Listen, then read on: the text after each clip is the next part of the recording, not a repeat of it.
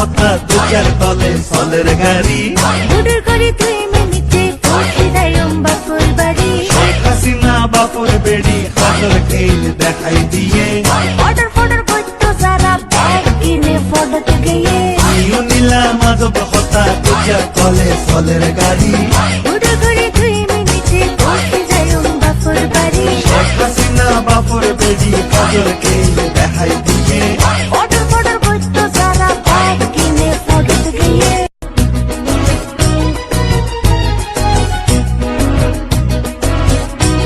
এখন আমাদের লক্ষ্য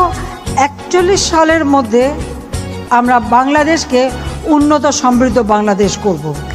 আর সেই বাংলাদেশ হবে স্মার্ট বাংলাদেশ।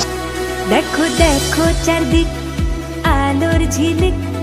লক্ষ্যে যাওয়ার অভিযাত্রায়